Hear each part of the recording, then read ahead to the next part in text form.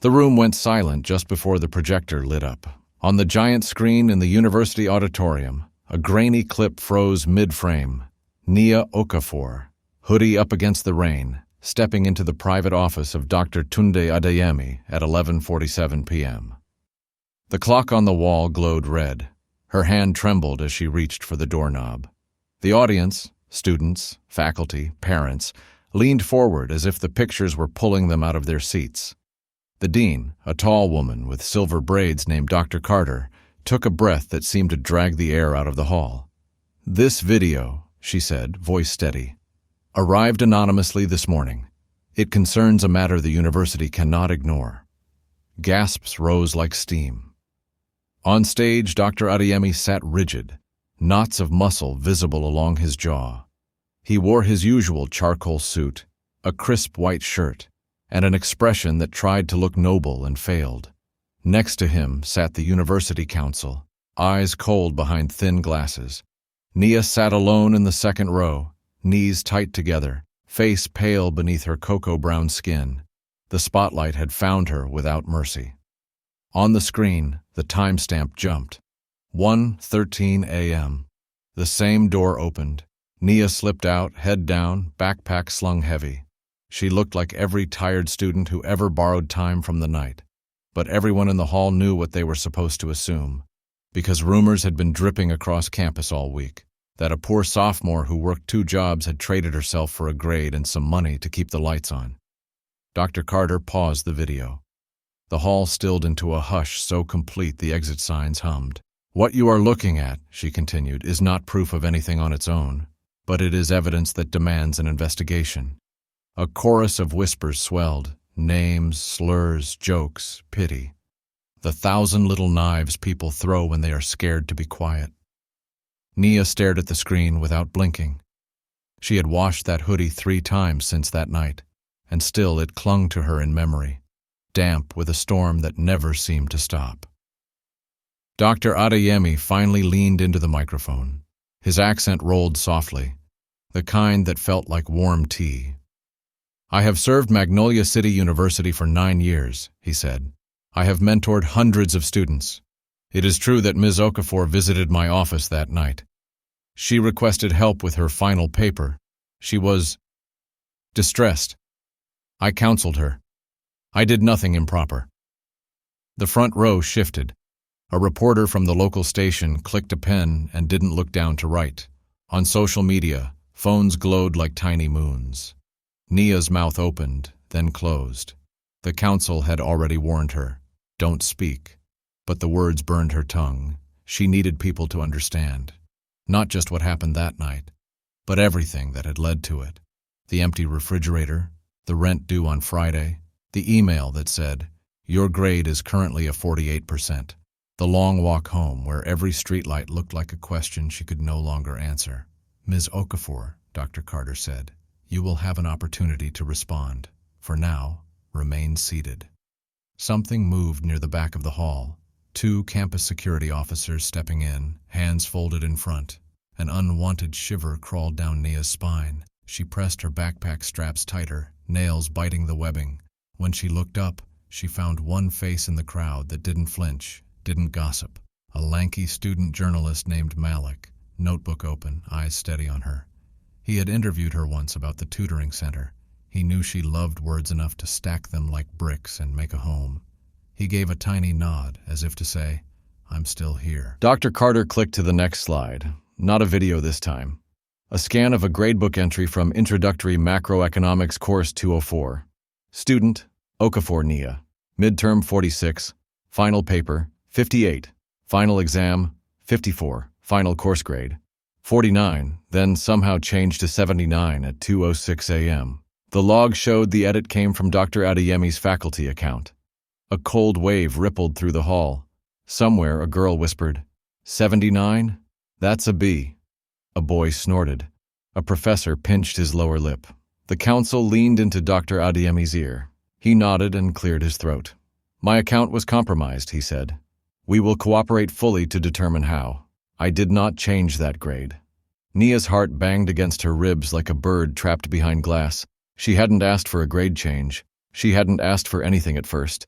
She had wanted to prove she could climb out of the hole without anyone's pity, but the hole kept widening. The night of the storm, the power had gone out in her building. She had heated noodles over a candle, then stared at the wax pooling like a tiny sea, and wondered how many part-time shifts it takes to stop drowning. She had gone to the office to beg for time, not trade for favors. That was the truth she wore like a bruise where no one could see it. Dr. Carter lifted a hand. "Here is what we know as of this morning," she said. An envelope was left at my door containing the video, the grade log, and a handwritten note. "Check who else got a midnight miracle." The note listed 5 names. She drew a breath that seemed to scrape her throat. 3 are students in this hall. Murmurs turned into a storm. Somewhere metal clanged. A girl in the balcony covered her face with both hands. A boy laughed a laugh without humor and shook his head at his friend as if to say, "You see?" Nia swallowed. The envelope, the note, the names. Someone had set the stage like a cruel playwright. But why include her? Had someone wanted to expose him? To punish her? Or both? "Because the evidence suggests misconduct may be widespread," Dr. Carter said. "We are suspending Dr. Adeyemi pending investigation and placing an academic hold on the listed grades." That was when the doors banged open and a woman in a bright Ankara dress marched down the aisle. Head wrap high, bracelets chiming, she radiated the kind of energy that rearranges rooms. "You will not smear my brother," she snapped before security could reach her. "He sends half his salary home every month. He mentors kids who sleep in libraries. This is a setup." The hall erupted again, voices leaping over one another. Dr. Carter's gavel cracked the air. "Ma'am, please." But the woman wasn't looking at the stage anymore. She turned, found Nia, and leveled a finger. "You," she said, not shouting now, just slicing. "Did you take his money? Did you go to his office at night? Did you agree?" The word agree hung there like a door with no handle. Nia tasted metal. The memory of the office smelled like paper and old rain. She had stood in the doorway, cold seeping through her sneakers, and watched the professor rub his temple as if erasing a headache. He had said, "You're bright, Ms. Okafor, but you keep missing." She had put the overdue bill on his desk without meaning to, and his eyes had softened, then hardened. Then he had said the line that split her life into before and after. "There are ways to help each other." The hall buzzed as if everyone could hear her thoughts. She remembered lifting her chin, feeling the unfairness crush her from above and below at the same time. She remembered saying no. She remembered him smiling, thin and tired. She remembered thinking she had survived the worst when she left. She hadn't. "Ms. Okafor," Dr. Carter said, voice firm. "You may respond now if you wish." Nia stood on legs that didn't feel like hers. Her voice came out low and careful, the way you talk to a wild animal that might run or bite. "I went to ask for help," she said. "I did not go to change my grade. I did not—" She stopped. Across the aisle, a freshman she'd once tutored shook her head, eyes wet. A boy she'd never met held up his phone and tried to record her face. On stage, the counsel sneaked a smile, the kind adults wear when they think a kid is about to ruin herself. Nia chose her next words with the precision of someone defusing a bomb. "I want the truth to come out," she said. "All of it." The woman in the Ankara dress scoffed. "Truth? The truth is you used him." A voice from the back responded, sharp as a snapped twig. "Or he used her." Heads turned. Malik had stood up without asking permission. He held his notebook like a shield. "I have interviews," he said, voice ringing. "I have 3 different students saying Dr. Adeyemi promised extra guidance if they met him after hours. Different semesters, same words." The counsel rose so fast his chair skidded. "Speculation," he said. "Libel." "And I have emails," Malik said, unblinking. "From a personal account, not the university one. I got them this morning." Silence again, the kind that waits at the edge of a cliff. Dr. Carter looked from Malik to Nia to the professor. The muscles around her mouth tightened, but her eyes softened an inch. "Mr. Johnson," she said to Malik, "turn everything over to the Title IX office and legal." Malik nodded. Then, As if remembering Nia existed in that wide, hot spotlight. He looked at her again. Another small nod. Not a promise. A thread.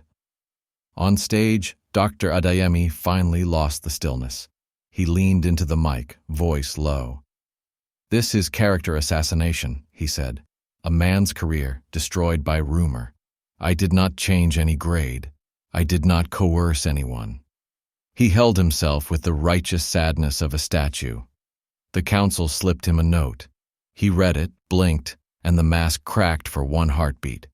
It was so quick Nia would have missed it if she hadn't been watching with everything she had left. Dr. Carter opened a folder. "There is one more piece of information," she said.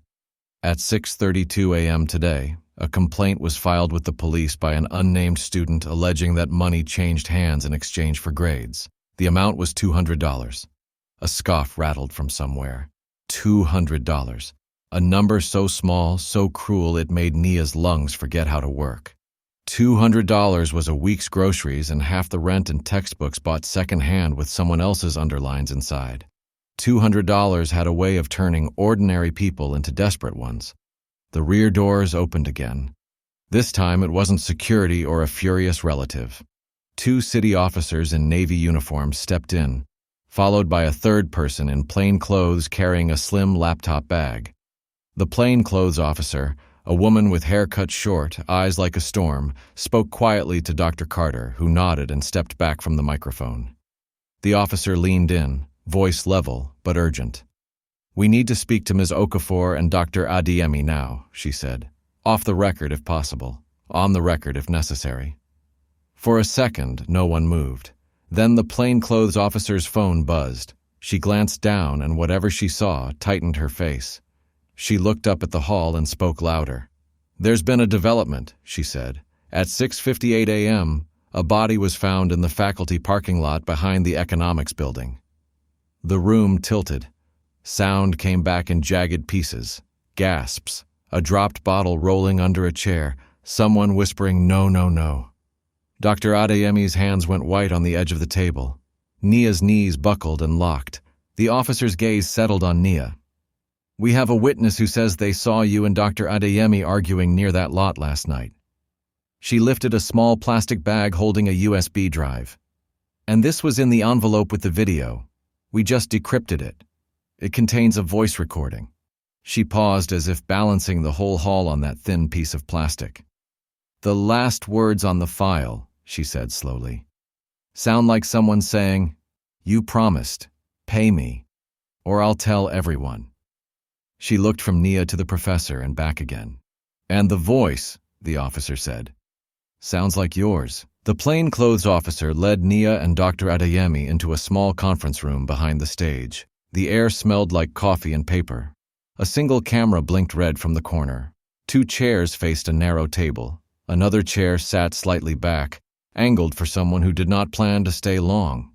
The officer introduced herself as Detective Aisha Monroe from Magnolia City Police, Special Victims and Public Integrity.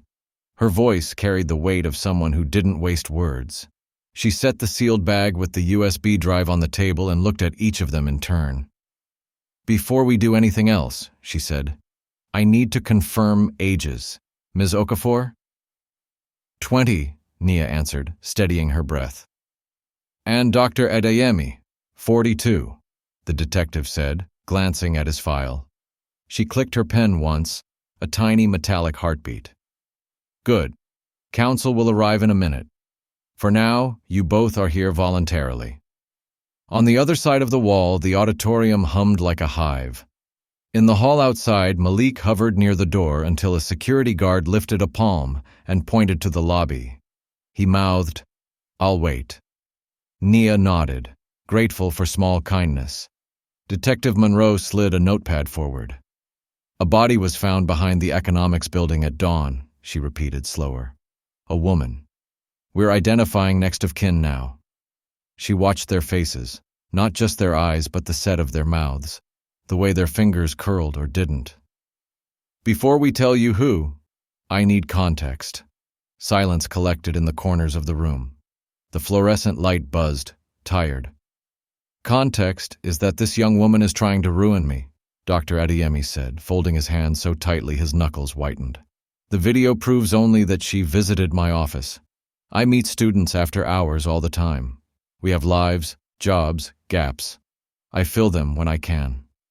Detective Monroe wrote nothing. She turned to Nia. And you? Nia's mind moved through fog. Words lined up and fell over each other. She chose the plain ones and stacked them carefully. He was my professor, she said. I was failing. I work at the dining hall. I clean offices on Thursdays. My scholarship covers tuition, not housing. My mother cleans at a hotel, and she sends me $20 when she can. In November, my roommate moved out. I couldn't pay rent. I asked for an extension. Her throat tightened. She forced air past it. He said there were other ways to help each other. Detective Monroe's pen clicked again, then stopped. Did you two have sex, Ms. Okafor? Dr. Adeyemi flinched. The question fell like a stone in a well with no bottom. Nia's fingers found the frayed edge of her sleeve. She pressed it flat. One time, she said. The room seemed to lean. I was hungry, and the landlord said he would change the locks if I didn't bring something by Friday. I made a terrible choice. I walked into his office in a storm and walked out with $200 and a promise that my grade would be handled. He called it mutual. It wasn't. No one spoke for a long breath. Even the buzz in the ceiling sounded like it had stepped back. Thank you, Detective Monroe said finally. She did not change expression. You are not under arrest. You are not on trial in this room. I needed to hear that directly. Across the table, Dr. Adeyemi opened his mouth, closed it, then managed. It was consensual. Coercion can wear a tie, the detective replied, still mild.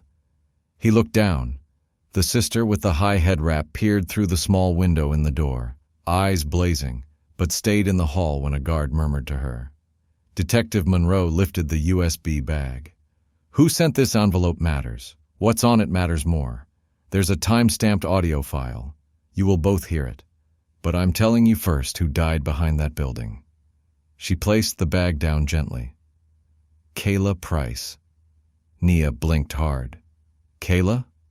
The name slipped out like a small, shocked prayer. She was your graduate teaching assistant, the detective said. 24. Worked late most nights. Her car is still in the lot. She watched Nia's face. You knew her? She led our review sessions, Nia said. Her voice thinned, then found itself again. She stayed after to walk first-gen students through problems. She kept granola bars in her tote. Her words bumped into the great blank where someone used to be. She wasn't the type to be in the wrong place.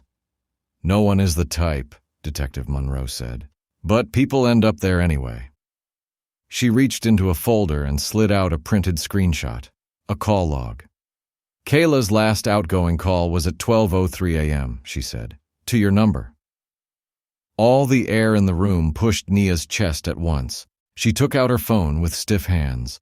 A missed call at 12:03. 1 minute, 19 seconds, no voicemail. Her thumb hovered. She hadn't even seen it when she woke up because her phone died during the storm. She charged it in a corner of the cafeteria while wiping tables before the town woke. I didn't pick up, she said, more to herself than to the room. My phone was dead. Detective Monroe nodded like she had expected that. Ms. Price also received a transfer of $200 at 1:54 a.m. from an anonymous digital wallet, she said. In her pocket, we found an empty envelope. The words, for Nia, were faintly embossed where someone had written hard on top of it before. We'll try to lift an impression. A chilling symmetry slid through the table like an icy draft. $200. An envelope. A name scratched by accident into another piece of paper. The past and the present speaking the same number like a bad song. Who else got midnight miracles? Detective Monroe asked quietly, eyes on the chair back, as if the wood might answer. Because if Kayla Price was trying to expose something, she may have been in danger. And if she was part of it, someone wanted to silence her fast. The door opened and the university counsel slid in, expensive cologne arriving first. He sat beside the professor, all clipped nods and legal posture. My client will not answer further questions, he said. Not without a formal statement of rights and an agreement regarding publicity. This is not a formal interview, the detective said, and you don't control who I ask questions. Still, she closed the folder. We'll pause. Through the thin wall came the echo of Dr. Carter's voice, calming the hall, promising transparency, promising care. The kind of promise people make when they're trying to hold a breaking thing without letting the shards cut through. Detective Monroe slid a laptop onto the table and plugged in the USB.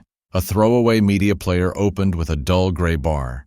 She pressed play. Static. Then rain, thick and close, like a sheet pulled over a city. Footsteps splashed. A voice, low, shaking, careful with each consonant, pushed through the hiss. You promised. Pay me, or I'll tell everyone. The voice could have been Nia's. It could have been anyone whose vowels carried both West African and American streets inside them. It was a shape her mouth could fit. She felt the room watch her hear herself, or something that sounded like herself. But then the file crackled again. A second voice, deep and smooth, slid in, almost amused. You won't tell anyone, it said. You like your future too much. Detective Monroe pressed spacebar. The clip ended. She replayed the last words. The vowels sat on the edge of a familiar accent. Not exactly Dr. Adeyemi's, not exactly not. Where did this come from? The counsel demanded. The same envelope that hit the dean's door, Detective Monroe said. There are 2 more files. One is a screen capture of the grade change log. The other is a partial export of direct messages between an account named Coach and 5 different students over the last 2 years. She looked at the professor. Do you ever call yourself Coach, Doctor? I am not a coach, he said, jaw hard. The messages are fabrications. Maybe, Detective Monroe said. Or maybe someone used a nickname to stay off the obvious tracks. The counsel lifted his palms. We'll examine chain of custody, metadata, everything. We will show this is a malicious attack. Detective Monroe didn't argue. She instead turned to Nia, softening her tone by a hair. Kayla called you. If she meant to warn you, if she meant to meet you, if she meant to give you something, that matters. Think, had she reached out before? Nia sifted through recent days. Images rose. Kayla's blue nail polish tapping a desk. Kayla leaning over a graph and whispering, Don't let him make you feel small. Kayla checking the clock and sighing that she needed coffee or a new life, whichever was cheaper. 3 nights ago, after review session, Kayla had said, If anyone ever makes you choose between your dignity and your degree, you call me, okay? She had written her number on the corner of Nia's notes and drawn a tiny umbrella. Rain again. She told me to call if I needed help, Nia said. I never did. Detective Monroe considered this, then closed the laptop. If Ms. Price was trying to help, then someone knew. If Ms. Price was in the middle, then someone pulled her out. The door cracked open and a uniformed officer leaned in, murmuring something low. Detective Monroe's eyes narrowed a fraction. She stood. Excuse me. Don't leave. When she stepped into the hall, the sound from the auditorium washed in. Voices, chair legs, the scrape and shuffle of a school trying to breathe underwater. Nia and the professor sat across from each other like 2 ends of a rope pulled too tight. His counsel checked his watch.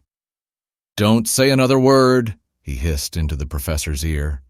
Nia's phone buzzed. A message from an unknown number flashed onto the lock screen. Just 3 words, check the roof. She looked at the door where Detective Monroe had disappeared, at the window where the sister glared, at the USB drive blinking like a tiny lighthouse, telling ships to avoid rocks no one could see. Another text followed before she could swallow the first. Camera facing west. 11:40 p.m. You'll see who changed the grade. Nia's fingers went cold. She turned the phone so only she could read it. The unknown number had no icon, no history. The timestamp on the text glowed like a dare. Quietly, the professor's counsel opened a leather folder. There, tucked behind insurance forms and letters full of careful language, sat a photograph. It was small, printed on thin paper like something run off a departmental copier at midnight. It showed the economics building's rear door. A figure in a hoodie stood under the eave, half turned, an umbrella folding like a broken wing. The photo was grainy, but the posture was plain. The counsel glanced at Nia, then slid the picture toward his client and tapped the umbrella. Nia recognized the drawing on the handle, the tiny sketched umbrella Kayla had doodled next to her phone number 3 nights ago. She wasn't the only one who had been on that roof. And before the detective returned, before anyone could agree on the shape of the truth, the PA system crackled to life in the auditorium outside with Dr. Carter's voice, tight and formal. "We have identified the deceased. It is with deep sorrow that I must inform you." The speakers cut. A hush fell heavy. Somewhere above them, a door banged open on the roof. Then a scream carried down the stairwell, sharp and bright as glass shattering. And a new truth rushed toward the room faster than any of them were ready to catch. The scream shot down the stairwell like lightning. Detective Aisha Monroe was moving before the echo faded, hand on the rail, heels quick and sure. Nia rose so fast her chair scraped a harsh line on the tile. Dr. Adeyemi and his counsel followed, faces tight. In the hall, Malik slipped into the current of bodies, head low, notebook in his back pocket. They climbed until the air turned thin and hot. A door at the top gaped open, banging in the wind. Rain had stopped, but the roof was slick, the sky a low lid of pewter. A janitor in a green polo stood near the parapet, hands clapped over his mouth, eyes huge.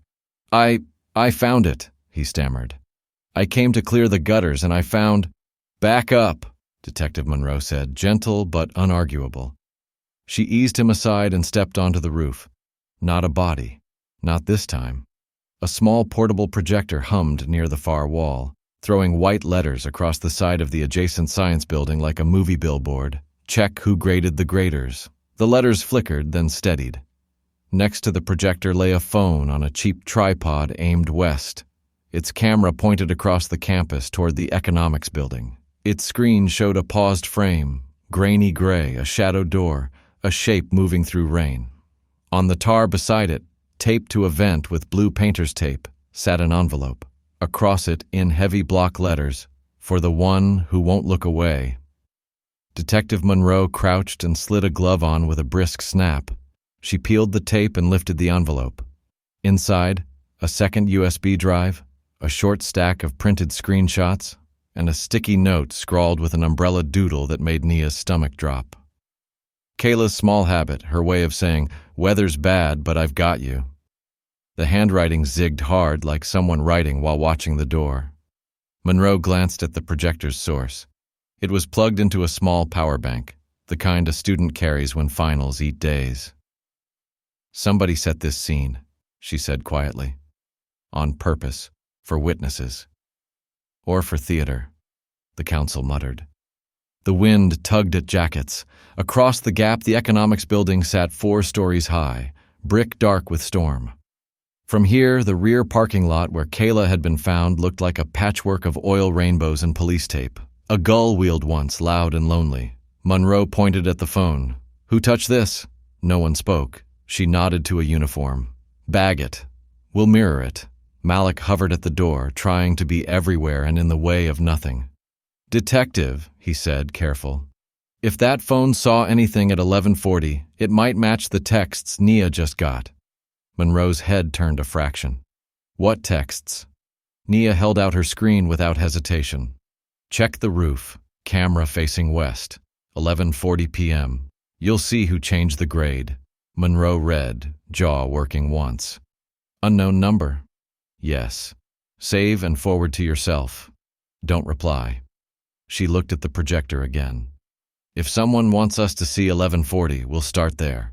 Campus IT arrived red-faced and sweating, lugging a laptop.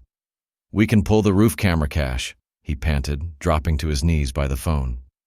"If it recorded to card, there'll be a local copy." Monroe handed him the new USB. "And you'll also load whatever's on this. Here. Now." They moved to the lee of a HVAC unit to cut the wind. The janitor backed all the way to the door, whispering a prayer under his breath. Dr. Adeyemi stood rigid a few steps from Nia, collar damp, eyes fixed on a point no one else could see. His sister had made it to the stairwell and watched through the crack, bracelets quiet now. On the laptop, IT pulled up the phone's internal storage. A folder bloomed. Roof cam. Inside, a handful of files labeled by timestamp. He clicked 23/4000 MP4, 11:40 p.m. Video rolled. Rain hissed against the microphone, a sheet of static. The economics building's rear service door filled the frame, lit by a weak security lamp that made every drop look like falling glass. At the edge of the picture, a figure moved into view, hood up, shoulders hunched, umbrella wrong side out under a sudden gust. The person shook it once, turned the handle, and Nia's throat tightened. There, etched small on the umbrella's wooden curve, sat a doodled umbrella inside an umbrella. Kayla's mark. She stepped under the eave, pushed her hood back, and for a second, her face flashed clear. Tired, young, set. Another shape entered from the right. Taller, wider, through the chest. A jacket with MCU athletics arched across the back. A whistle lay against his sternum, bright as a coin. His hood stayed up. His hands were bare in the cold. They stood close, almost nose to nose, rain misting sideways behind them like static fuzz. Kayla jabbed a finger toward the building. The man shook his head, palms out. Kayla took an envelope from her tote, the twin of the one now in Detective Monroe's hand, and thrust it forward. The man took it, turned it over, then pushed it back toward her. She refused to take it. He said something the mic didn't catch. Kayla said something back, sharp enough that even without words, it cut. He reached for her wrist. She yanked free. He stepped in. She stepped back. The envelope bent in half and snapped, papers sliding like wet leaves. She crouched, grabbed everything messy-fisted and shoved it under her coat. He pointed west, toward the roof camera, toward whoever had eyes, and then he turned and walked out of frame, fast. Kayla stayed a beat longer, staring at the door like it might answer. Then she went inside. The video time in the corner ticked forward. 01:54 a.m. A different angle now. The economics basement corridor, fluorescent bright, empty. A door labeled faculty, server, and admin. Someone with a faculty lanyard approached, keeping their face tipped down under a baseball cap. They scanned a key card, slipped inside, and the camera blinked once as if it too knew to look away. 2 minutes later, a screen capture slid into place on the laptop. A window within a window. The gradebook login. Username, Tay Price. A pause. Password dots. Enter. Another pause. Then, with a slow certainty that made Lennox, the IT guy, mutter, "Oh no." The cursor moved to Macroecon 204 to Okafor N, to final grade, 49. And at 2:06 a.m., it became 79. Kayla didn't change it, Malik breathed. Someone used her login. It happens when you supervise after hours, Lennox said grimly. You key in for a student, you forget to log out, someone else steps in, or... He cut himself off under Detective Monroe's look. Freeze it, Monroe said. Zoom on the wrist. Lennox dragged a box around the hand on the keyboard. The pixels bloomed into blocks, then settled. A wrist. A band. Not a watch. An elastic brace, the kind athletes wear after a sprain, black with 2 thin white lines. From the stairwell, a student voice shot out before anyone could clamp it down. Coach Barnes! Several heads snapped toward the door. The owner of the voice, a cross-country runner with braided hair, flushed but didn't take it back. He wears that brace all the time, she said, eyes bright and angry.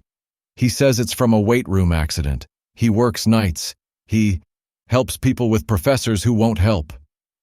The professor's counsel spread his hands. Speculation and slander. Monroe didn't look up. Play the next file. Lennox opened Audio Zo2 M4A. Rain again. Louder. Voices half swallowed. First, the same shaky demand from the earlier clip, the one that could have been Nia's mouth. Then the second voice, smooth and calm as a hallway after curfew. You won't tell anyone. You like your future too much.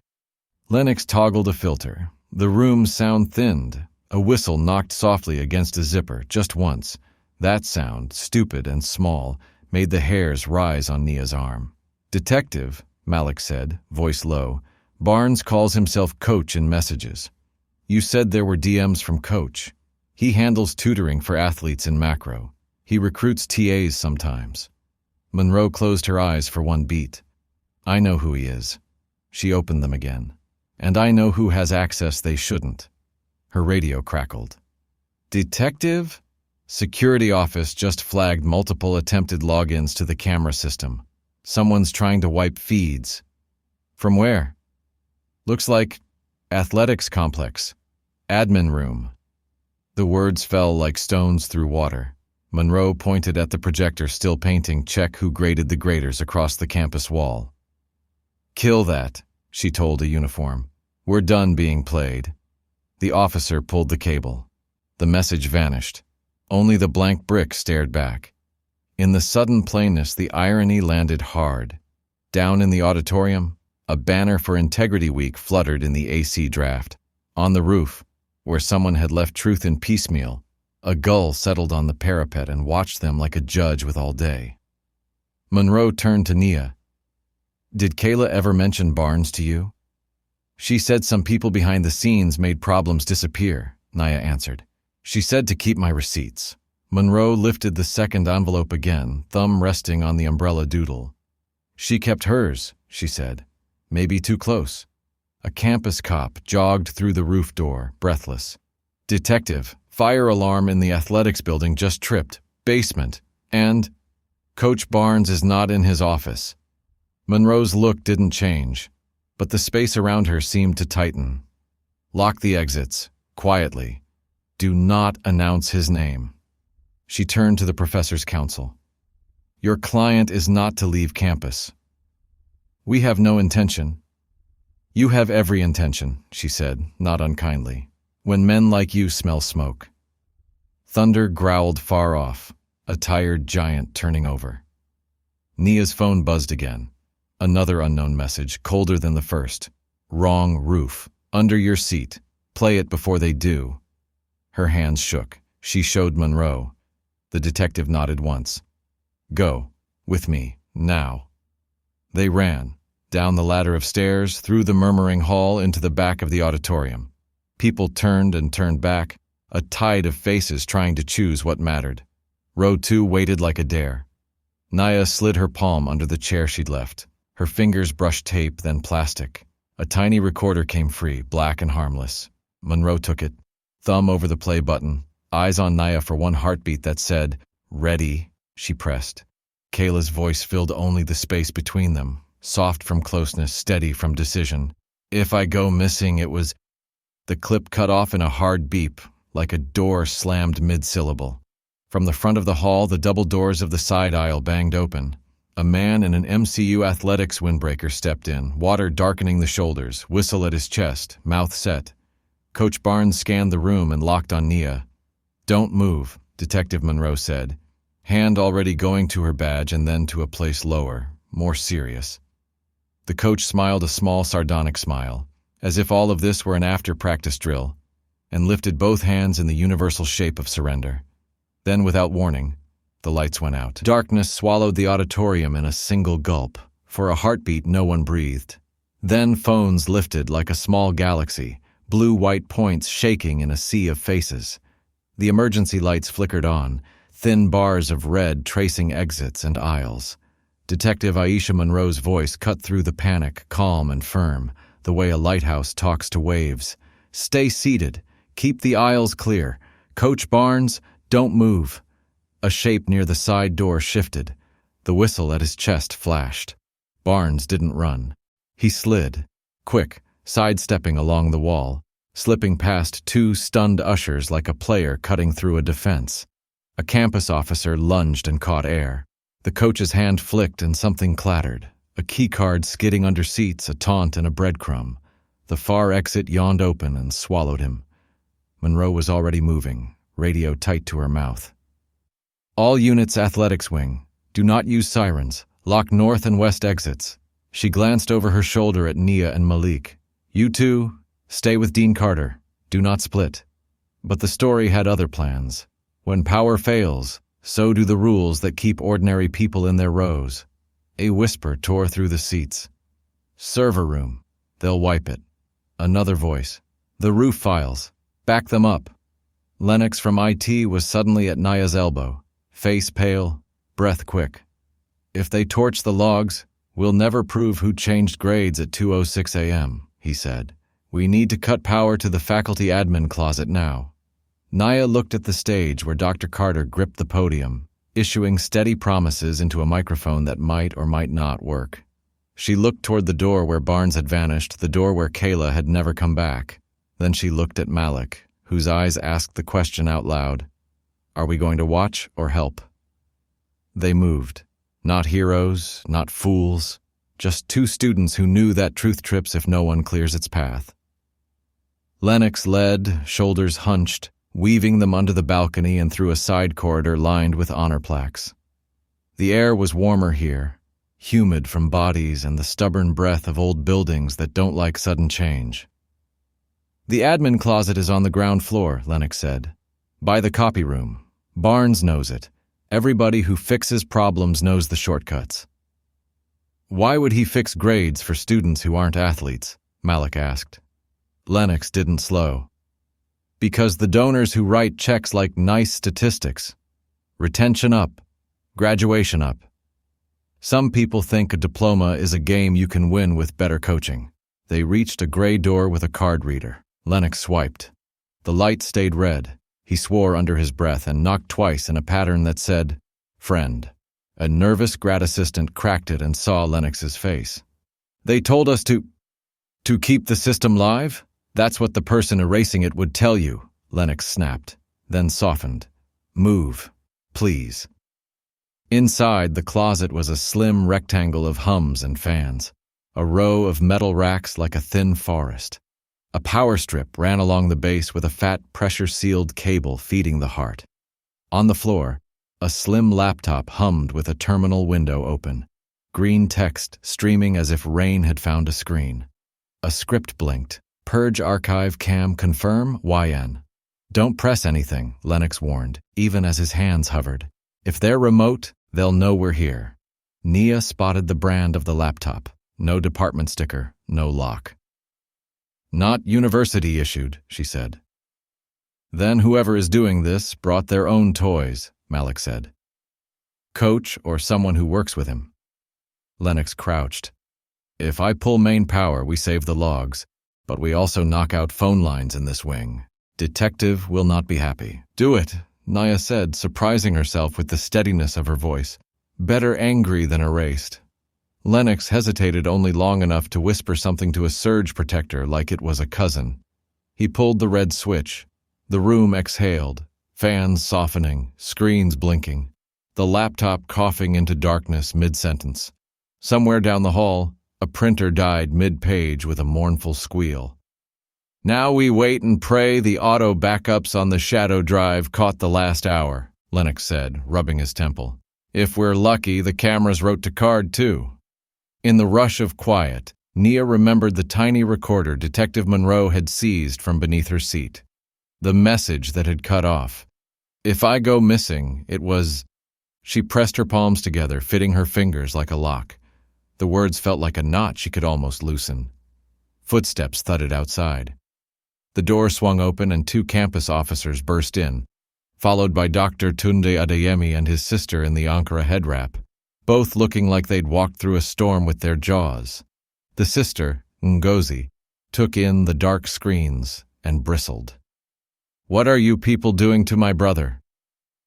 We're trying to keep records from disappearing, Malik said too quickly. Dr. Adeyemi's eyes flicked from Nia to the dead laptop to Lennox crouched by the power strip. Detective Monroe told me to remain in sight, he said, voice low. I am in sight. He looked at the laptop again. This is not my doing. Lennox held up both palms. I'm not pointing at anyone. I'm just keeping the truth breathing. Ngozi's gaze cut to Nia. Truth, she repeated, the word small and sharp. Truth is that you came to my brother's office and left at 1:13 a.m. Truth is that someone changed your grade at 2:06 a.m. Truth is that my brother has enemies." She took one step closer, lowering her voice so only they could hear. "And truth is that Kayla was scared of the same people who are now chasing you." Nia blinked. "You knew Kayla?" Ngozi's mouth tightened. "She came to me last week, in the parking lot. I run a community scholarship for girls who clean rooms by day and study by night. She asked how to go public without losing everything. I told her what my mother told me. When the drums change, so must the dance, but do not dance alone. I gave her my number. She did not call." A sound cracked through the corridor like a thick stick snapped over a knee, somewhere between a firework and a fuse. Not a gunshot, a breaker. The emergency lights blinked and steadied. In that same second, Detective Monroe strode into the doorway, breath sharp, eyes colder than the room. "Barnes pulled a fire alarm to clear the athletics basement," she said. "He didn't clear fast enough. We have him in a storage cage with a bag of phones and a stack of burner sims. He says he's collecting lost property." She saw the dead laptop, the pulled power, the faces crowded in the little box of humming machines. One eyebrow ticked. "Tell me before you throw the switch next time," she said to Lennox, "but good call. We caught the purge at 2%. "What about Kayla?" Malik asked, voice careful. "Did Barnes?" Monroe didn't answer that part. Not yet. She lifted a clear evidence bag instead. Inside lay a bracelet, elastic, black, two thin white lines. The wrist brace, streaked with mud. "On his desk," she said. "Still damp." Ngozi folded her arms, unreadable. Dr. Adeyemi closed his eyes for a beat and opened them the way you open a book you don't want to finish. "He used us all," he said softly. "Whether to Nia or his sister or the room, no one could tell." "Maybe," Monroe said, already moving.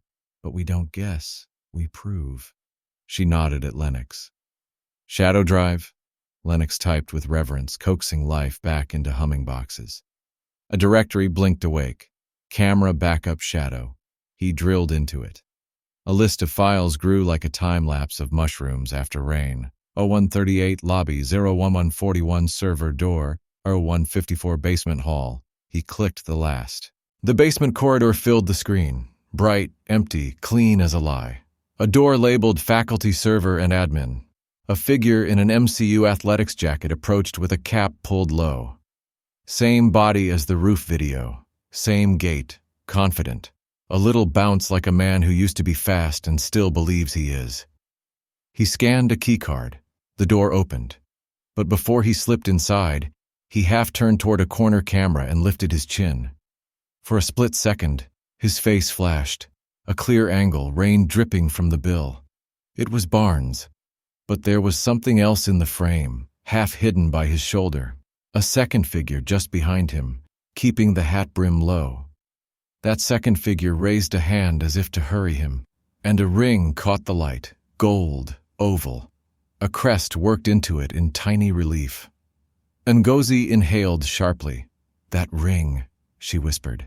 "I've only seen it on one person's hand on this campus." "Whose?" Malik asked. She answered like it hurt. "The vice provost's." The room tilted again, not from shock, but from the way a picture changes when a hidden layer appears. The vice provost oversaw academic integrity. He also shook hands at donor dinners with a smile that showed all his teeth without ever showing his tongue. He had given speeches about fairness under banners about light.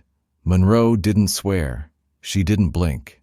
She simply reached into her jacket, pulled a second clear bag with a second USB, the one from the roof, and handed it to Lennox. "Load the DM export," she said, from the anonymous Coach account. The screen filled with a crude messaging app. Entries scrolled. User, Coach, 2, KP, Kayla Price, 2, Okafor, 2, Athlete, 12, 2, Dean Intern, 23. The language was almost banal in its kindness. "Need help? Come by late. Quiet is better for learning. Use this door. Use this login. You deserve to win." A small city of small temptations. Then one line pinned everyone in place. Coach, KP, 10:22 p.m. Provost's man wants this done tonight. 2 holes a.m. window. He'll handle the door. No names, no concrete. But the bones showed. A man who liked to call himself coach. A provost's man. A time. A door. And an hour later, Kayla dead in the lot behind that door. In the hallway outside, the crowd in the auditorium stirred. The rumor of 1,000 decisions being made at once. Stay or go. Believe or doubt. Speak or swallow. Inside the little server closet, a story that had been about one student and one professor widened like a river breaking its banks. Nia looked at the lines of green text, at the frozen face of a man whose hands held whistles and maybe strings. She thought of Kayla's umbrella doodle, of Ngozi's proverb, of her mother counting tips by lamplight. She thought of how the night keeps secrets until someone holds a light under its jaw.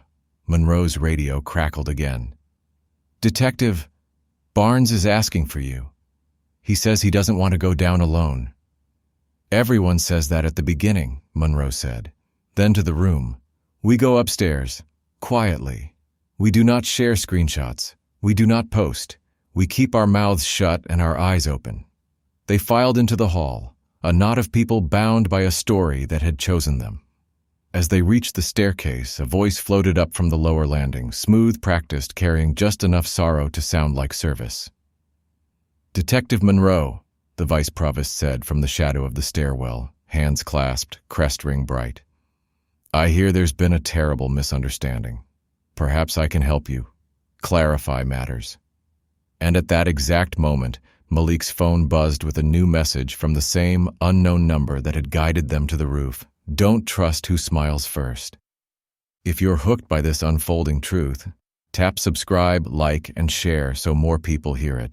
Also, tell us in the comments where you're watching from. We see you, family. What would you have done in Nia's shoes?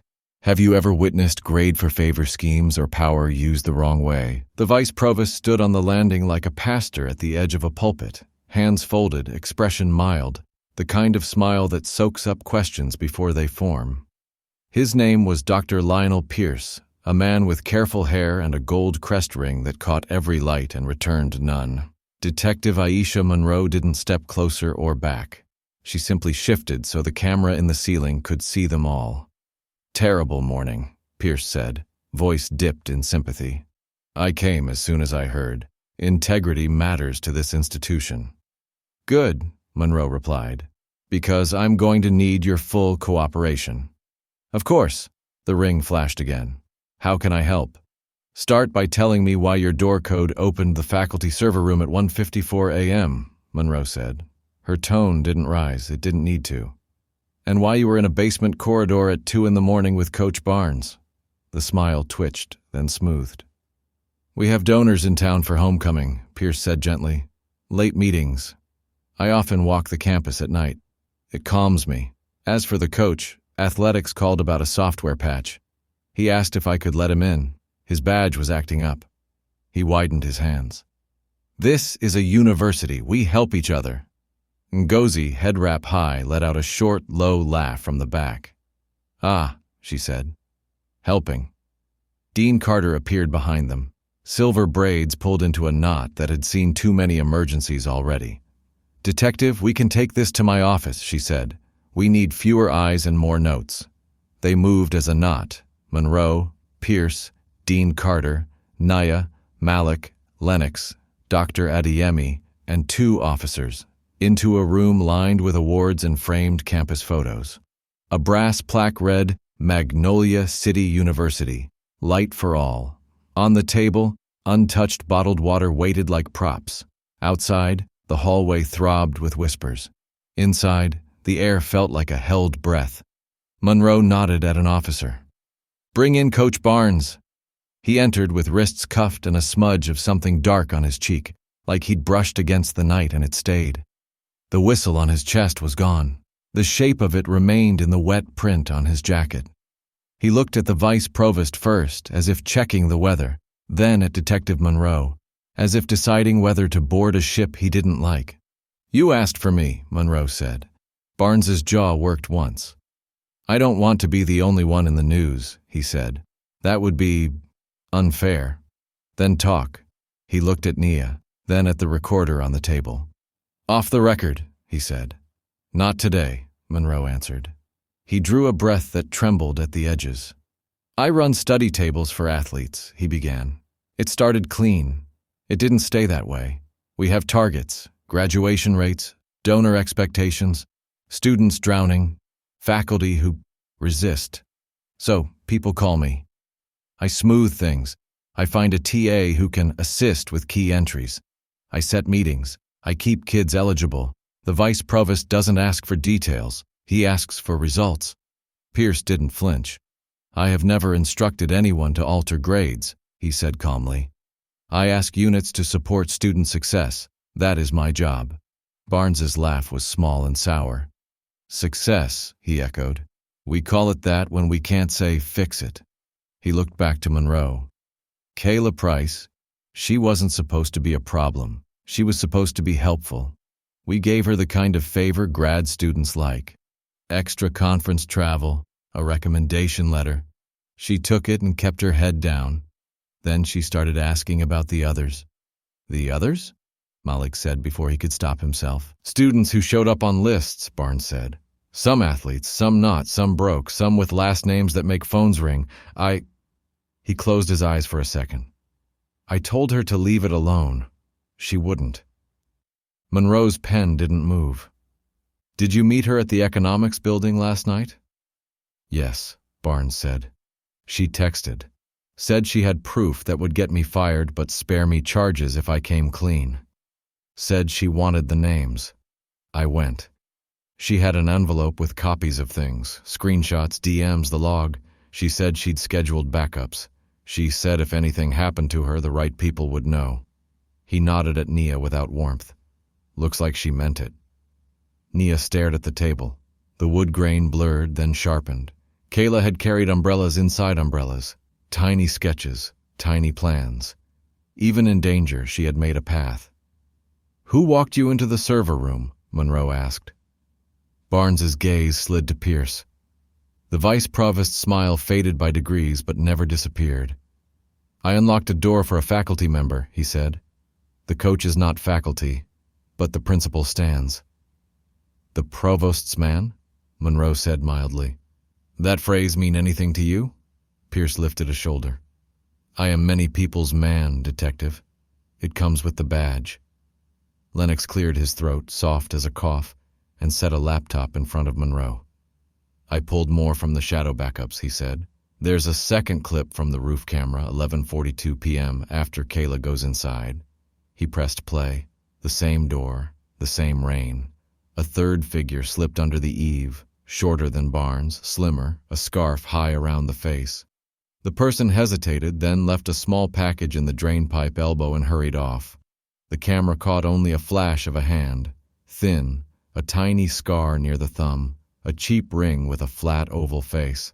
Monroe paused and looked at Dean Carter. You have an intern in your office with a thumb scar? The dean stiffened. Jade, she said slowly. She cut herself opening a box of gowns last week. She looked toward the window as if she could see through hallways to her staff. And she's the only one with access to my after-hours inbox. Dean Intern 23, Malik said softly, the name from the DM export. The room felt suddenly smaller. Monroe didn't raise her voice. Find Jade, she told an officer. Bring her here, kindly. Before the officer could turn the knob, Nia's phone buzzed with the same anonymous number. A new message blinked. Check your email. Subject, drums. Password, umbrella. Nia showed Monroe. The detective nodded once. Open it. Nia typed on her phone carefully. A shared drive link waited in a bare email. No sender name, just a string of numbers. The subject line read, Drums change, so must the dance. She tapped. A folder opened. Inside, audio, ZO3, M4A, Video Garage 1 MP4, and a text file called Read Me First. Malik read the text aloud. If you're seeing this, it means I didn't get to tell it myself. Don't let them turn one girl's hunger into a verdict. Don't let them make help a leash. Share it when the room is full. KP. Monroe glanced at the clock on the wall. 11:57 a.m. When the room is full, she repeated. At noon, the auditorium reconvenes. Detective, Lennox said, voice suddenly tight. The link permissions are set to anyone with link. View only until 12 p.m., then stream to campus public screens. It's a scheduled broadcast. Pierce's head snapped toward him. You will not allow unauthorized material on university screens, he said. There are procedures. Your procedures made the mess, Dean Carter said, the steel under the braid showing at last. My campus will hear a student's voice in my house if she asked it. If it's a trap, better to spring it in the open. Monroe nodded once. We'll control the room. She looked at Barnes. You'll sit where I can see you. Barnes lifted his cuffed hands. Not going anywhere, Detective. They moved back to the auditorium. Word had boiled through campus. The seats were fuller, the balcony crowded.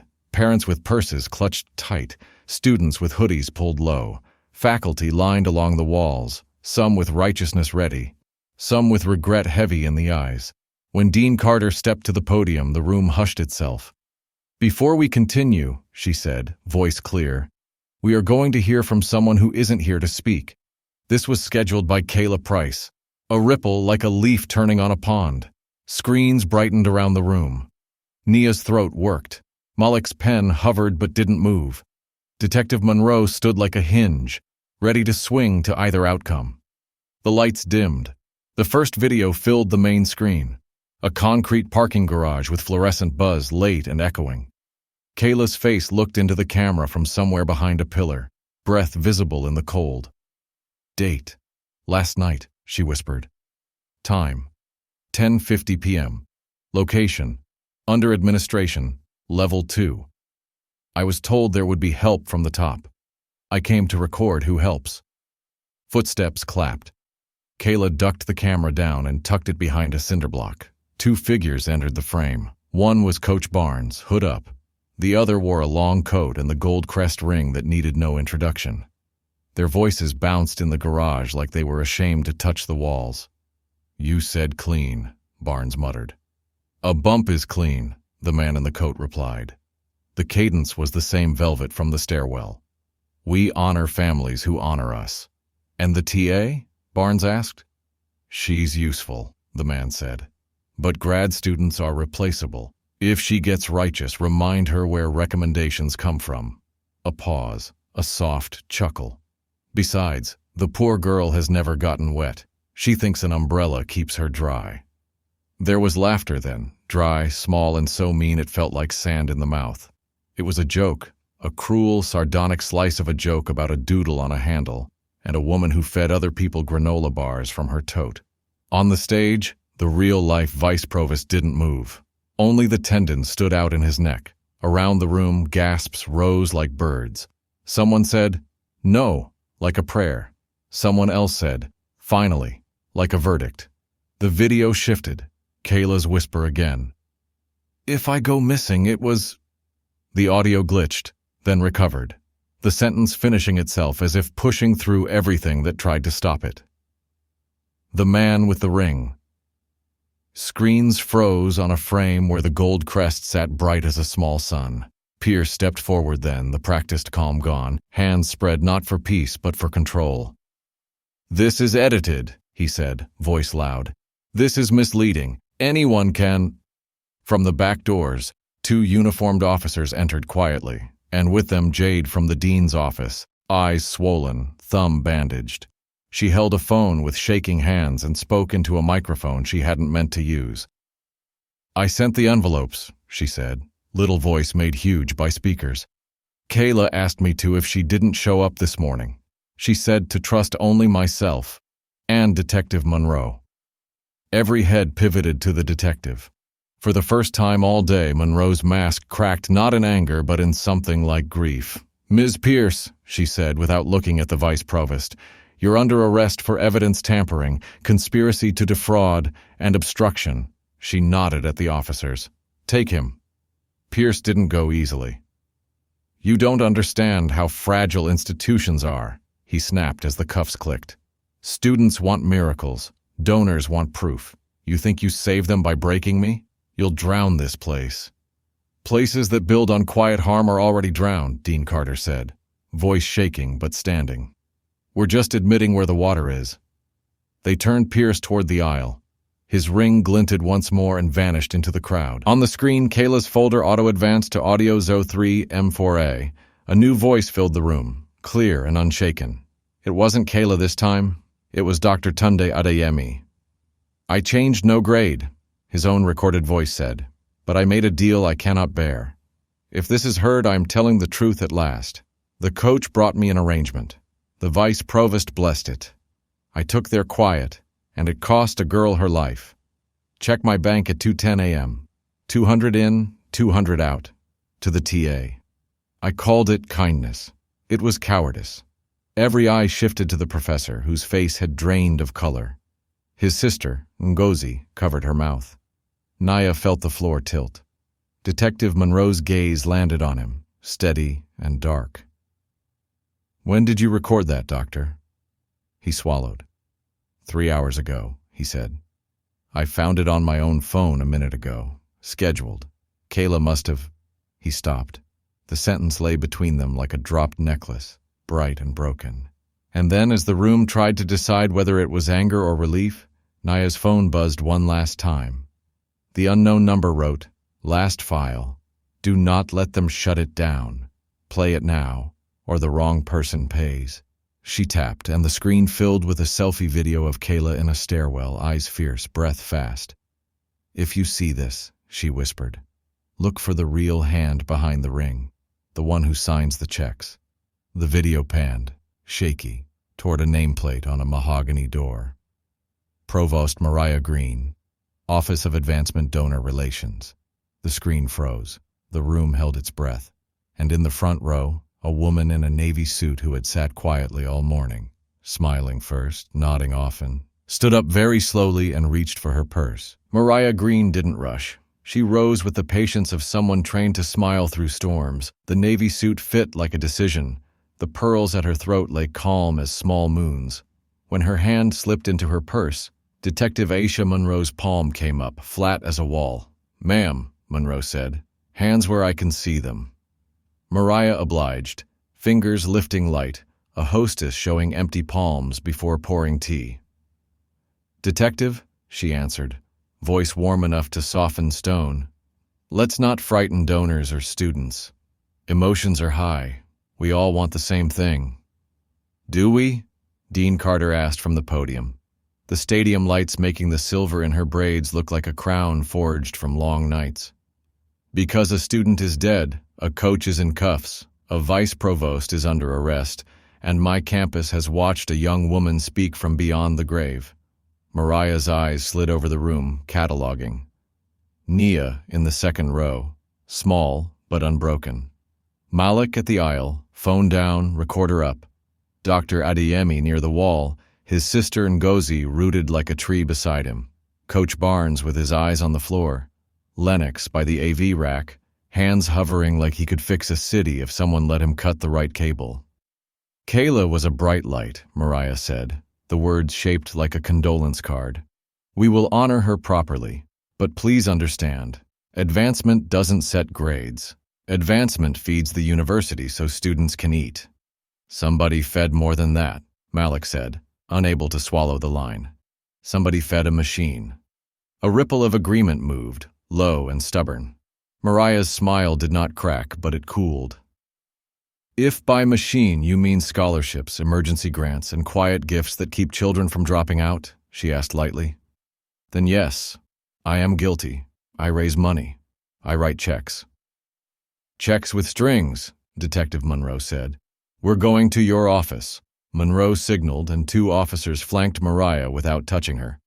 The dean nodded once, a silent transit pass. The crowd parted to let them through, a hush following like a question they'd finish later. They crossed the hall to the Office of Advancement Donor Relations. The carpet swallowed footsteps.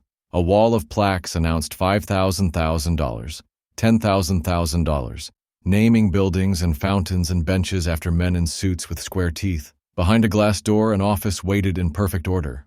Framed photos of shaking hands, a chalkboard with neat goals, a blue ceramic umbrella stand by the window. Ironic or ominous now, no one could tell. Monroe sat at the desk and gestured for Mariah to take the guest chair. "We'll be quick," she said. "Phone, please." Mariah placed it on the desk like a hostess setting down a saucer.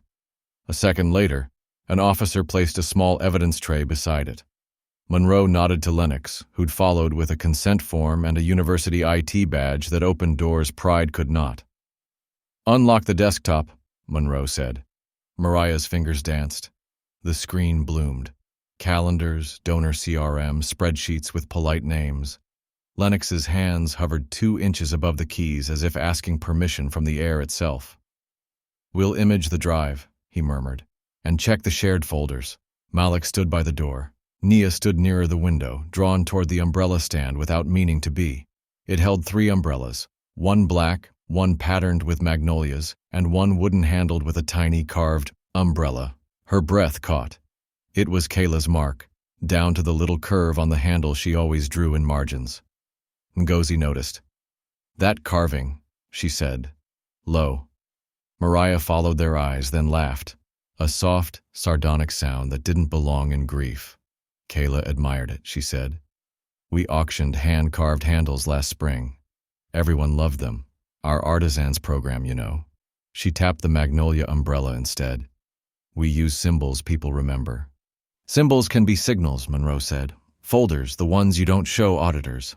Mariah's mouth tipped. "Detective, I am not naive," she said. "But neither am I a villain in a student protest. Advancement is nuanced. We accept restricted gifts. We honor intent. We keep kids from hunger." "And when a donor's child needs a miracle?" Monroe asked quietly. Mariah folded her hands, pearls calm. "We provide tutoring," she said. "We fund coaches. We make introductions."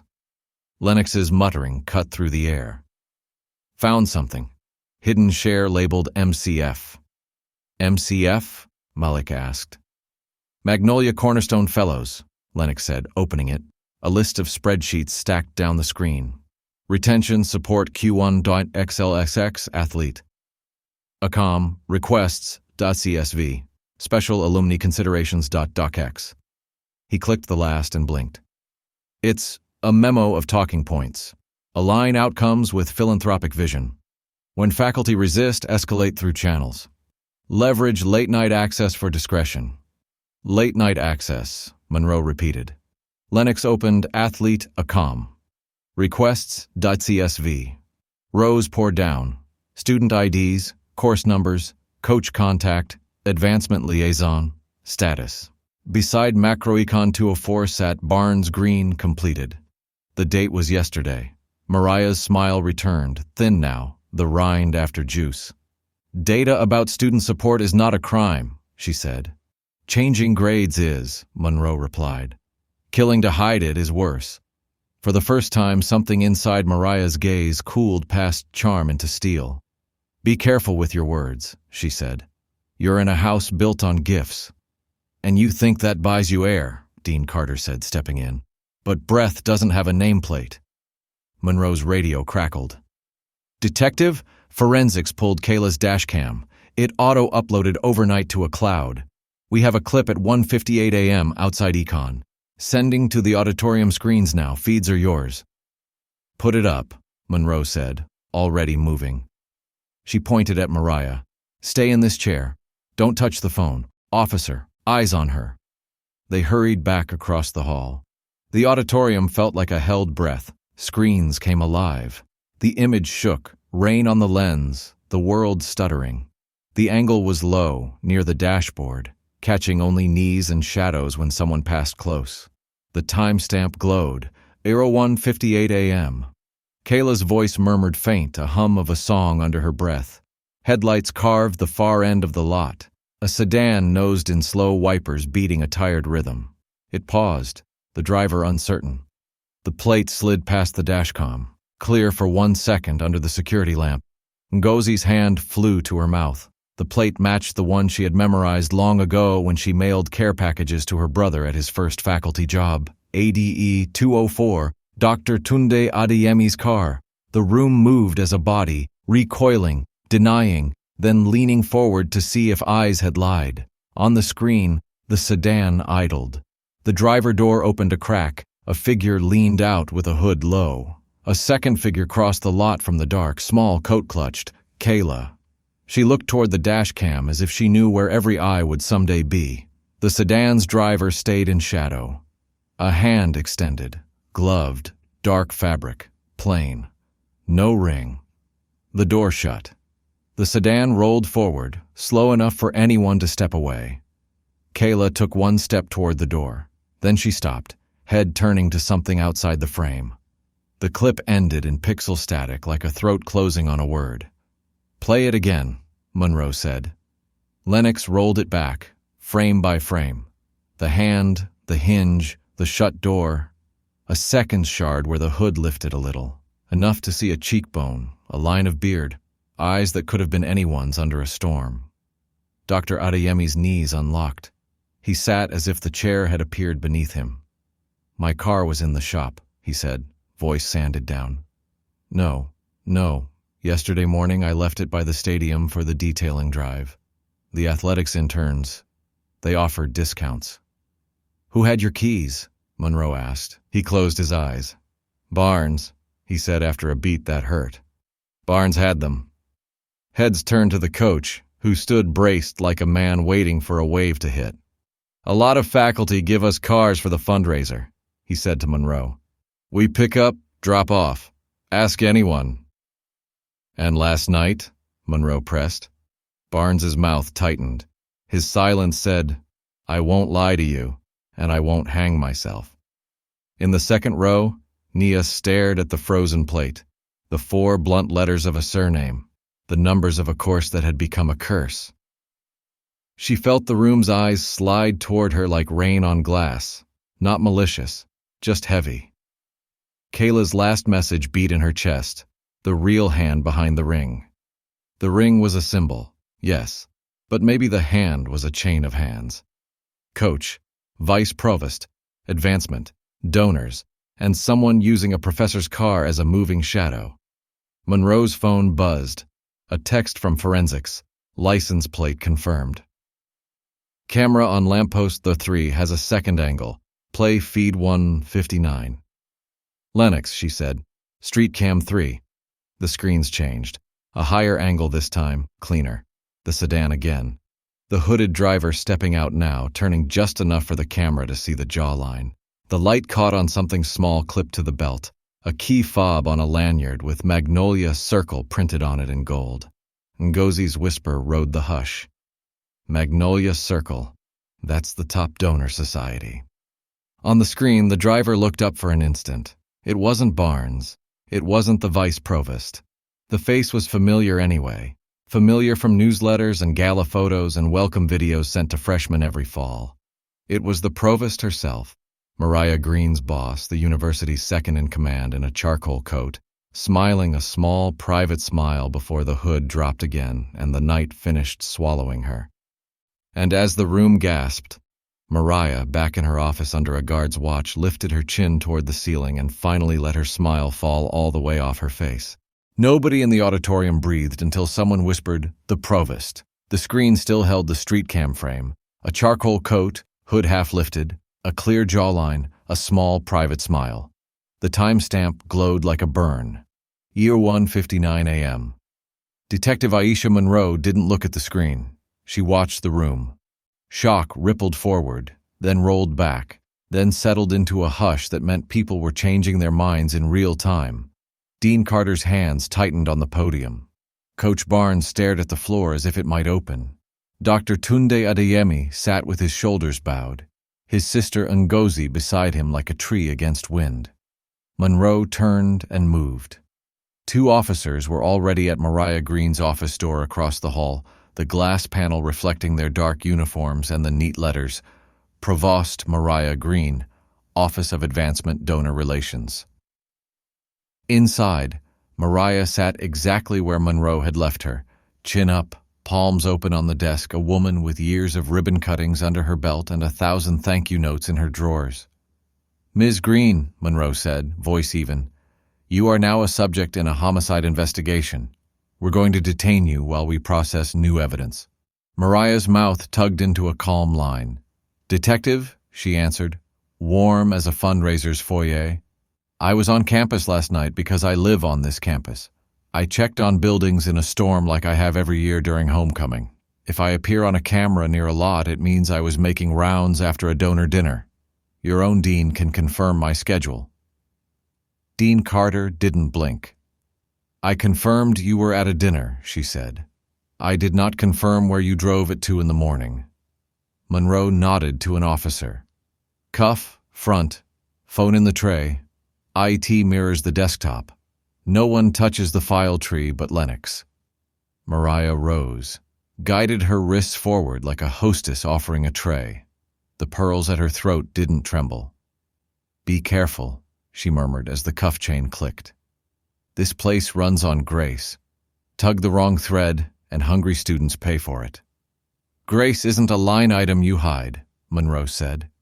From the doorway, Malik watched, notebook half lifted, trying to write while also learning what bravery looks like up close. Nia stood behind him, gaze fixed on the blue ceramic umbrella stand by the window. 3 umbrellas leaned inside, black magnolia patterned, and one with a wooden handle carved with a tiny umbrella. Kayla's mark. The sight hit like a small, solid thing to the ribs. "Where did you get that handle?" Ngozi asked, stepping in, tone light but eyes sharp. "An artisan's auction," Mariah said without turning her head.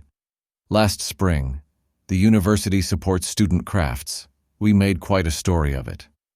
She gave a small sardonic smile that did not reach her eyes. "Students remember umbrellas. Symbols can be signals," Monroe said. "And to Lennox. Go." He slid into the chair and woke the machine. Windows bloomed.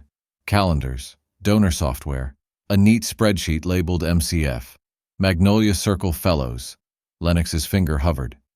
"Hidden share inside MCF," he murmured. "Password protected." "Try umbrella," Malik said before he could rethink it. Lennox typed. The folder opened. Rows of files marched down the screen. Retention, support, Q1 XLSX, special alumni, considerations, .docx, athlete, Akami, requests, CSV. He clicked the last. A grid of student IDs filled the display with columns tagged Coach Contact, Advancement Liaison, Result. Next to Macroecon 204 sat Barnes, Green, completed. Mariah did not glance at the screen. "Student support tracking is not criminal," she said gently. "We record who helped whom. We celebrate." "Some help tastes like pennies," Ngozi said. "It fills a stomach and empties a soul." Monroe's radio crackled. Forensics. "Detective, read the anonymous text guiding Ms. Okafor. We traced the number. Burner purchased 2 weeks ago at a corner shop. Registered with no name. Last SIM change. Last night. Current ping. Advancement wing. Then moving south toward the gates 5 minutes ago." Monroe's head lifted. "Moving?" she repeated. "Moving," the voice confirmed. "Looks like in a vehicle. We'll triangulate." "Lock the gates now," Monroe said, already stepping toward the door. Quietly, an officer jogged off, tapping his radio.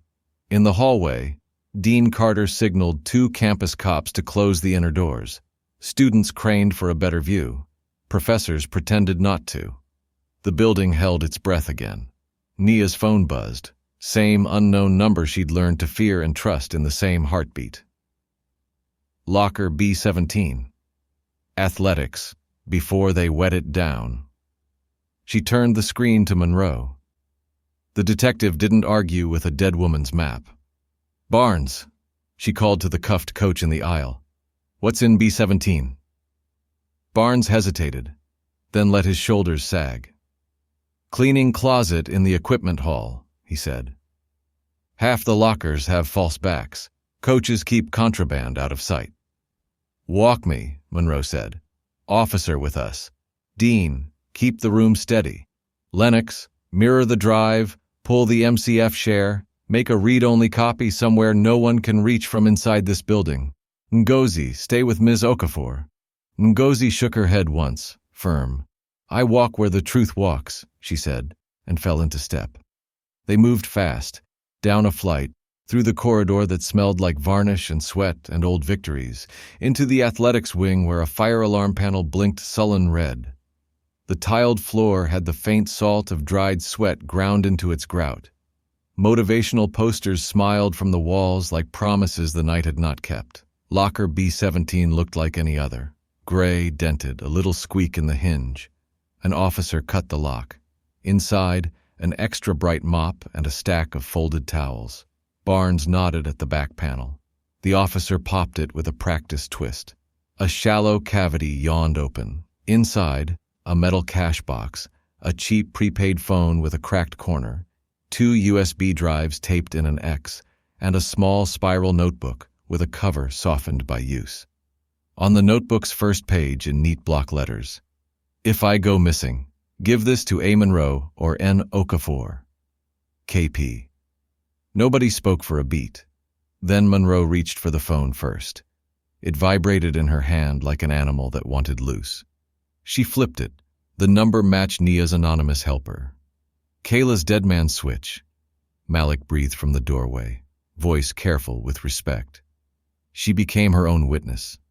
Monroe handed the box to an officer. "Chain of custody," she said. "We'll open it in front of cameras." She lifted one of the taped USBs and glanced at Barnes. "You still want to be the only one in the news?" He shook his head once. "No." Back in the auditorium, Lennox had the MCF drive mirrored onto a university-owned box and a personal key he kept on a chain under his shirt. He had also opened Special Alumni Considerations.docs and gone pale. "It reads like a script," he said to Dean Carter as she scanned his shoulder. "When faculty resist, escalate through channels. When students fail, identify off-book opportunities.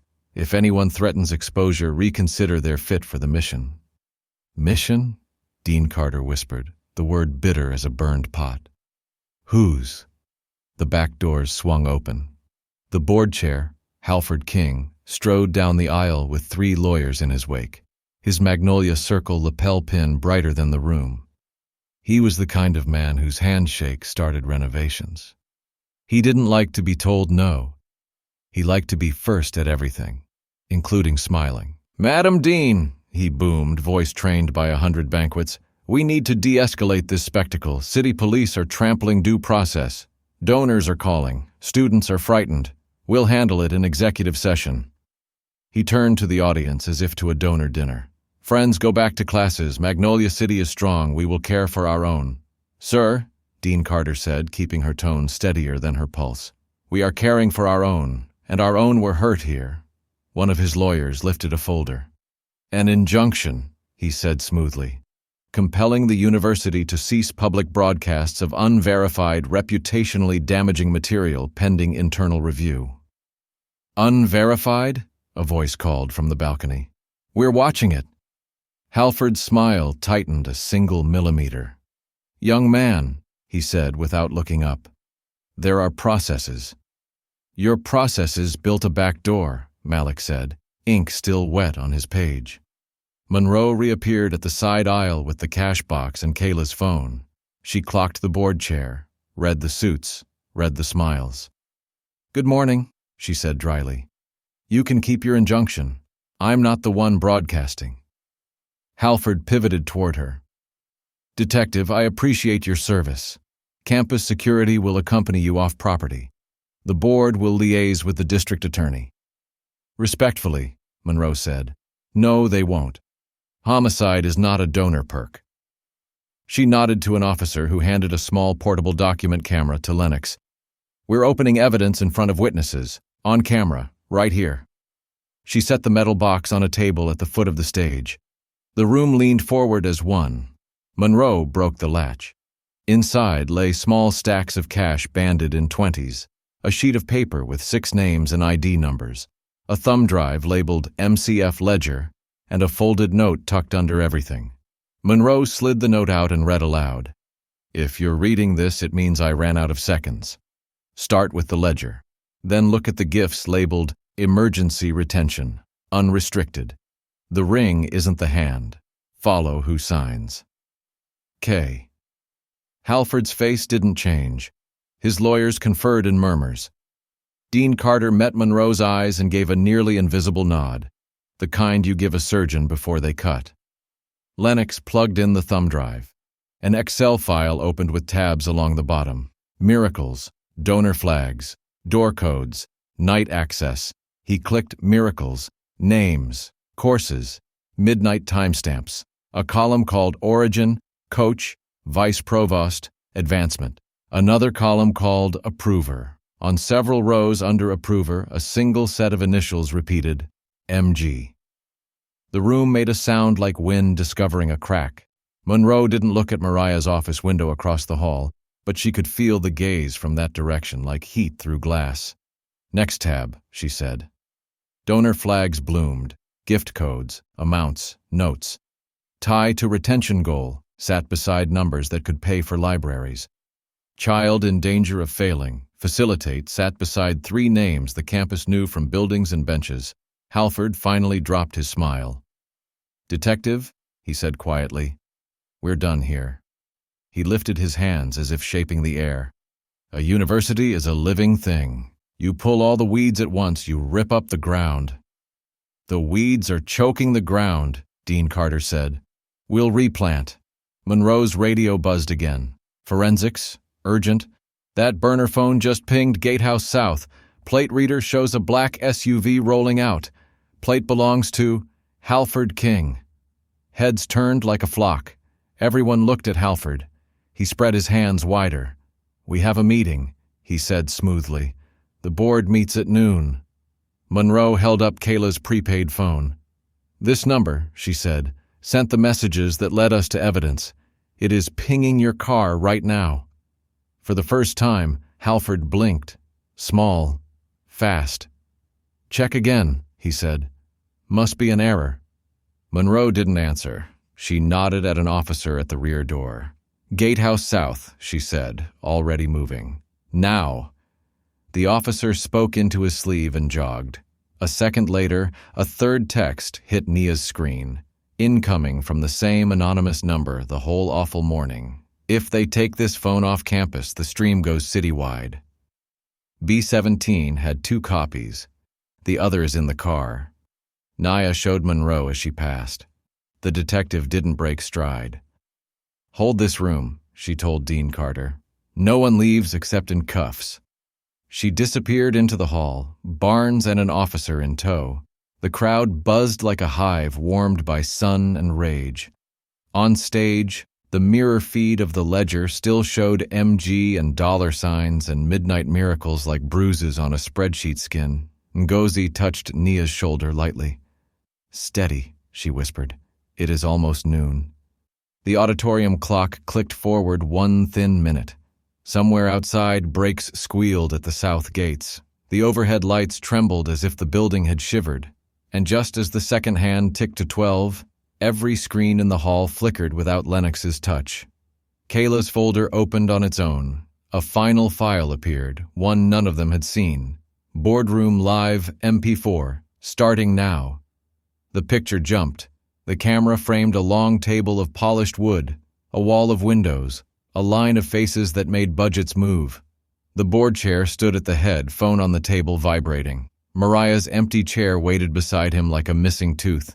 The door to the boardroom swung open midstream, and a woman in a charcoal coat stepped in, chin high, pearls steady, followed by a security guard lifting a hand that said, "Stop," and Halford King turning, not smiling now. "Close that feed," one lawyer hissed into a mic. But across campus, in dorm lounges and cafeterias and the gym, screens were already switching to the same live room, Kayla's last failsafe playing out where no injunction could reach. The board chair leaned into the table microphone, forgetting for once to smile first.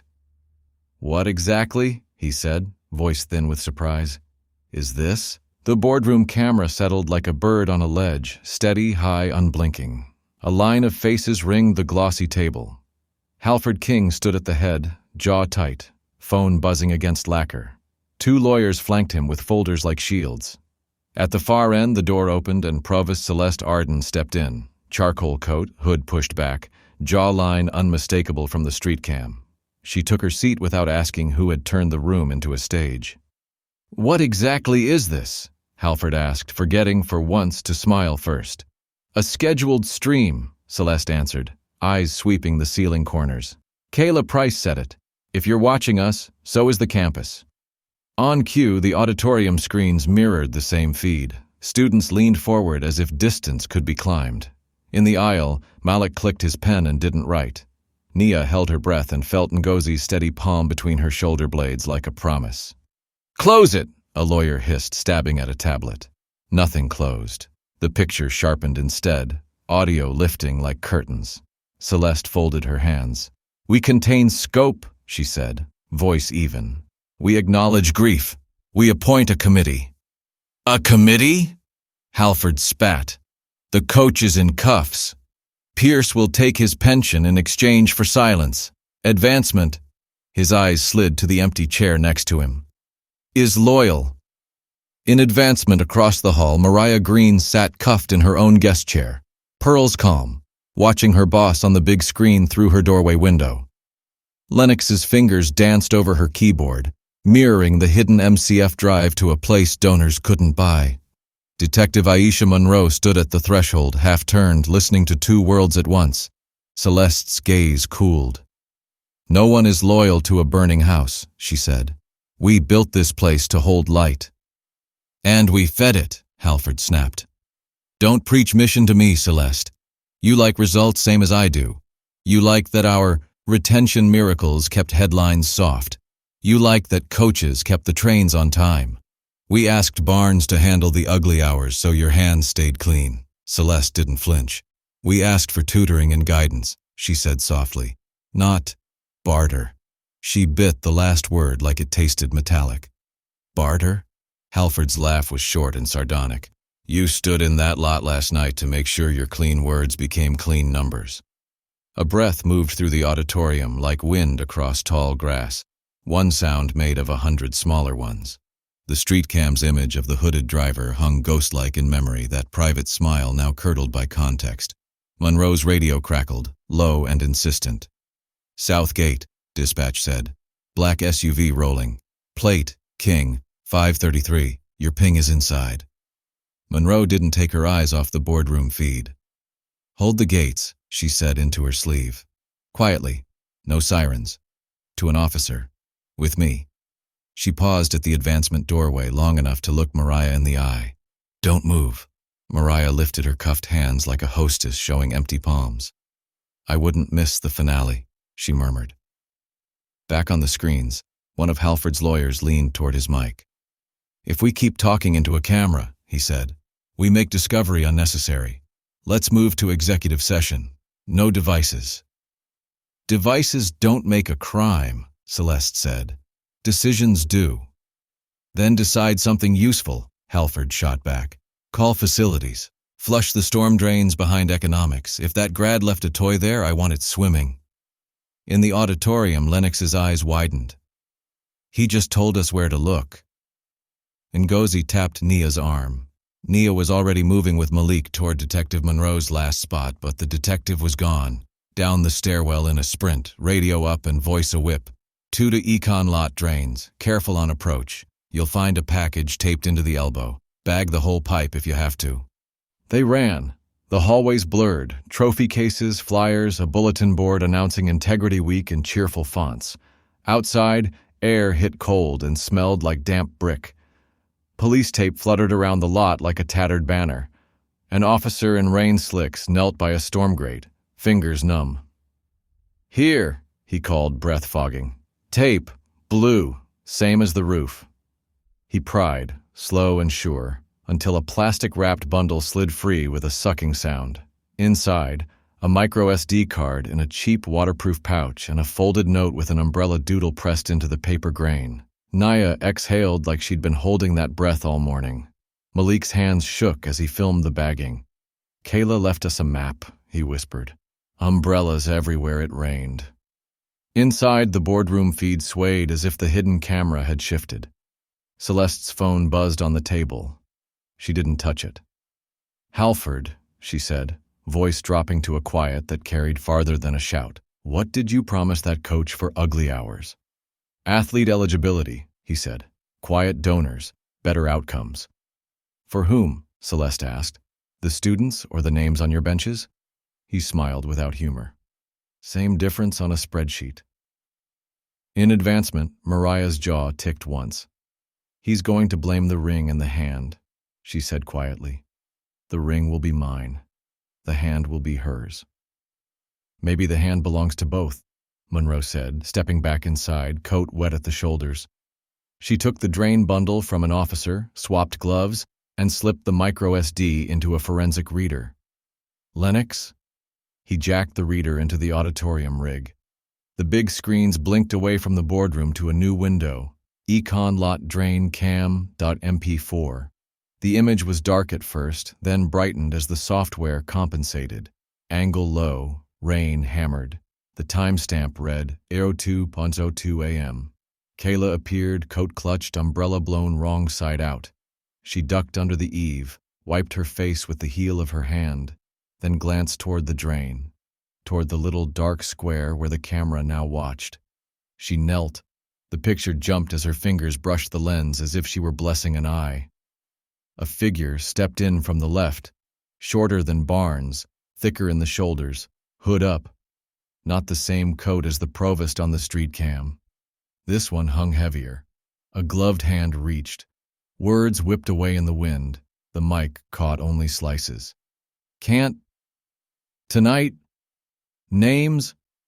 Kayla shook her head, firm. The hand closed on her forearm.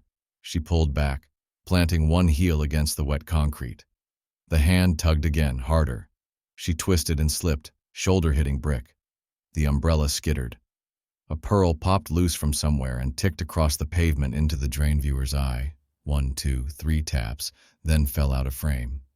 The hand didn't let go. Kayla wrenched free, hit the corner of the stoop, and dropped out of the camera's angle. The gloved hand hovered, fingers flexing, then withdrew. The figure glanced once toward the drain, just a hood and the impression of a jaw, and vanished into rain.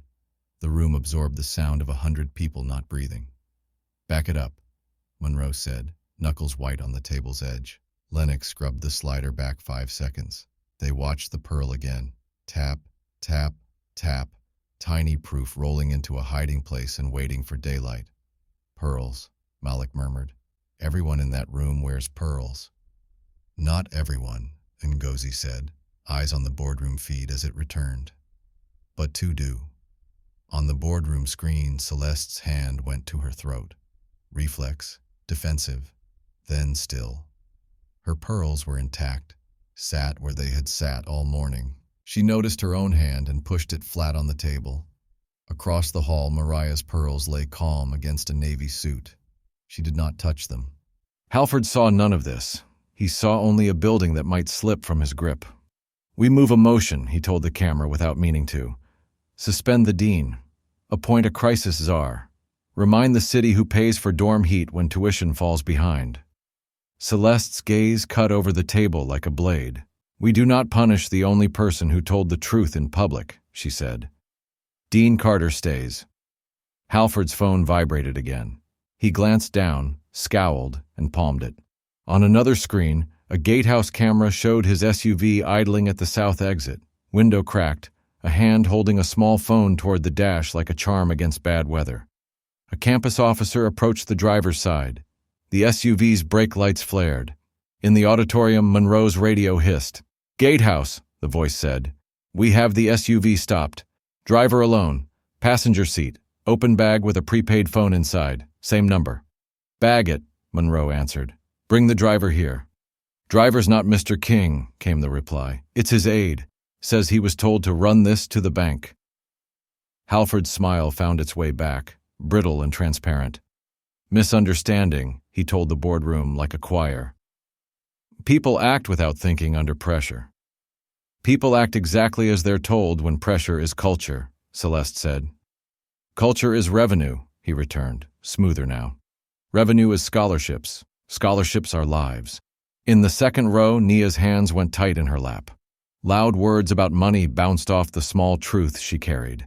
An empty fridge, double shifts, a hoodie stiff with rain, a decision she wished she could erase by sheer wanting.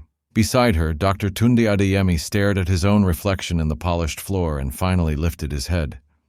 "Enough," he said, and the word carried because it belonged to a man who had swallowed too many lesser words. He stood and faced the camera in the auditorium, not the ones in the boardroom. "My voice was used to protect me. I will use it now to free someone else. I met Ms. Price last week.